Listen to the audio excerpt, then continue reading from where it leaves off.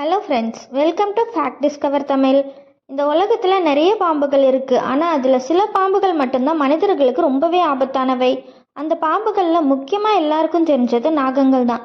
சில நாகங்கள் ஒரே கடியில் கடுமையாக தாக்கும், சில நாகங்கள் கண்ணில் விஷத்தை பீச்சி தாக்கும். அப்படின்னா உலகத்தில் ரொம்பவும் ஆபத்தான நாகங்கள் என்னென்ன, எந்தெந்த நாகம் ரொம்பவும் ஆபத்தானது, இதெல்லாம் பற்றி தான் இந்த வீடியோவில் நம்ம பார்க்க போகிறோம். ஒவ்வொரு நாகத்தை பற்றியும் அதோட விஷயத்தை பற்றியும் எங்கே வாழுது, என்ன சாப்பிடுதுன்னு எல்லாத்தையும் சிம்பிளாக தெரிஞ்சுக்கலாம். ஸோ வீடியோவை ஸ்கிப் பண்ணாமல் ஃபுல்லாக பாருங்கள். அதில் ஃபஸ்ட்டு நம்ம பார்க்க போகிறது மோனோக்ளெட் கோப்ரா. இந்த வகை நாகங்கள் முதல்ல விஞ்ஞானிகளால் 1831 வருஷத்தில் உலகுக்கு அறிமுகமானது. இந்த நாகங்களோட கழுத்துக்கு பின்னாடி ஒரு கண்ணாடி மாதிரி வட்ட மார்க் இருக்கும். அதனால தான் இந்த நாகத்துக்கு மோனோக்ளெட் கோப்ரான்னு பேர் வந்துச்சு. மேலும் இந்த வட்டமான மார்க்னால தான் இது மற்ற நாகங்கள்ல இருந்து வேறுபட்டு காணப்படுது. இவை தென் மற்றும் தென்கிழக்கு ஆசிய பகுதிகளான இந்தியா, பங்களாதேஷ், நேபாளம், தாய்லாந்து, சீனா, மியான்மர் போன்ற நாடுகளில் காணப்படுது.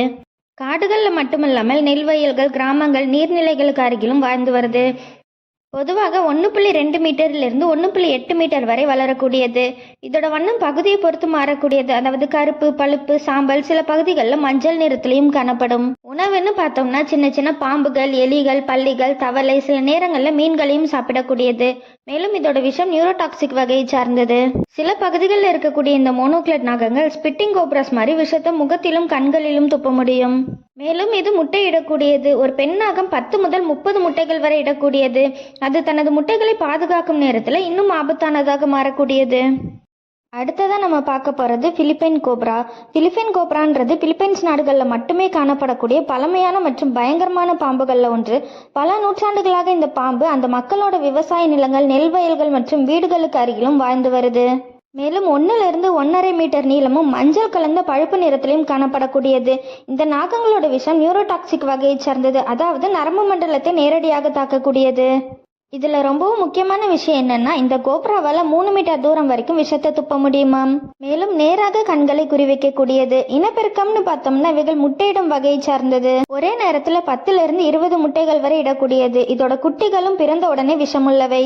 மேலும் உணவுன்னு பார்த்தோம்னா எலிகள், தவளைகள், பல்லிகள் மற்றும் சின்ன சின்ன பாம்புகளை சாப்பிடக்கூடியது. கேப்சியன் கோப்ரான்றது முதல்ல 1831 வருஷத்துல விஞ்ஞானிகளால் அறிமுகப்படுத்தப்பட்டது. இது India, Afghanistan, Iran, Turkmenistan, Uzbekistan போன்ற நாடுகள் உள்ள வறண்ட நிலங்கள், மலைப்பகுதிகள் மற்றும் விவசாய நிலங்கள்ல வாழ்ந்து வருது. மேலும் 1.5 2.5 மீட்டர் நீளமும் பழுப்பு, கருப்பு மற்றும் சாம்பல் கலந்த நிறத்துடனும் காணப்படும். மேலும் ரொம்பவும் ஆக்ரோஷமான நாகங்கள். சின்ன அச்சுறுத்தலுக்கே தாக்கக்கூடியது. மற்ற நாகங்களை விட அடிக்கடி கடிக்குமாம். இதோட விஷம் நியூரோடாக்சின் வகையை சார்ந்தது. பழங்கால மருத்துவ நூல்களில் கூட இந்த கேப்சியன் நாகங்களோட விஷம் பற்றிய குறிப்புகள் இருக்குதுன்னு சொல்றாங்க. மேலும் இந்த நாகங்களும் ஒரே நேரத்தில் 10 20 முட்டைகளை இட்டு பாதுகாக்கும் குணம் கொண்டது. இதோட குட்டிகளும் பிறந்த நாளிலிருந்து விஷமுள்ளவை. 4வதா நம்ம பார்க்க போறது எகிப்தியன் கோப்ரா. எகிப்தியன் நாகம்ன்றது உலகத்திலே ரொம்பவும் புகழ்பெற்ற நாகங்கள்ல ஒன்று.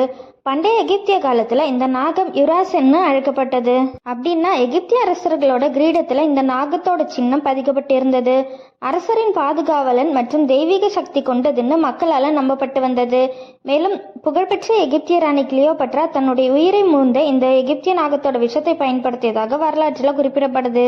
பெரும்பாலும் எகிப்து, வட ஆப்பிரிக்கா, சூடான் போன்ற நாடுகளின் பாலைவனம், புல்வெளி, விவசாய நிலங்கள்ல காணப்படக்கூடியது. சுமார் 1.5 2.5 மீட்டர் நீளமும் பழுப்பு, மஞ்சள் மற்றும் கருப்பு நிறத்திலும் காணப்படக்கூடியது. கோபம் வரும்போது தலையை உயர்த்தி விரித்து அச்சுறுத்தும். மிக வேகமாக தாக்கும் திறன் கொண்டது. இதோட விஷமும் நியூரோடாக்சின் வகையை சேர்ந்தது. இனப்பெருக்கம்னு பார்த்தோம்னா இதுவும் முட்டையிடும் வகைதான். ஒரே நேரத்தில் 8 20 முட்டைகள் இடக்கூடியது. குட்டி நாகங்களும் பிறந்தவுடன் விஷத்தன்மை கொண்டவை. உணவுன்னு பார்த்தோம்னா எலிகள், பல்லிகள், தவளைகள், சின்ன சின்ன பறவைகள், சில நேரங்களில் மற்ற பாம்புகளையும் சாப்பிடக்கூடியது. 5வதா நம்ம பார்க்க போகிறது மொசாம்பிக் ஸ்பிட்டிங் கோப்ரா. இந்த கோப்ரா ஆப்பிரிக்காவின் மிகவும் பழமையான நாக வகைகளில் ஒன்று.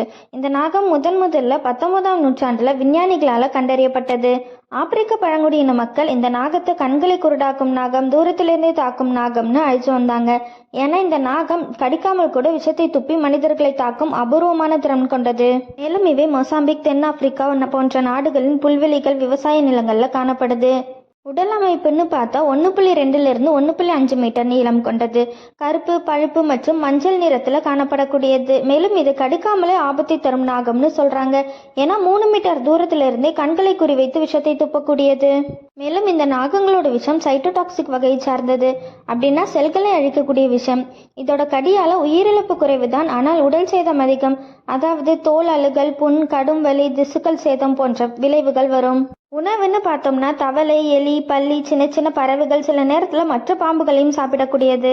இந்த நாகமும் ஒரே நேரத்தில் 10லிருந்து 20 முட்டை வரை இடக்கூடியது. குட்டி நாகங்களும் பிறந்த உடனே விஷம் கொண்டவை, மேலும் தங்களை பாதுகாத்துக் கொள்ளும் திறனும் கொண்டவை. ஸோ வீடியோ பிடிச்சிருந்தா ஒரு லைக் போடுங்க, கமெண்ட் பண்ணுங்கள், ஷேர் பண்ணுங்கள். இப்படிப்பட்ட வைல்ட் லைஃப் ஃபேக்ட்ஸ் தெரிஞ்சுக்க நம்ம சேனலுக்கு சப்ஸ்கிரைப் பண்ண மறக்காதீங்க. அடுத்த வீடியோவில் இன்னும் ஒரு பயங்கரமான அசத்தலான நாகங்களை பற்றி பார்ட் 2ல சந்திக்கலாம்.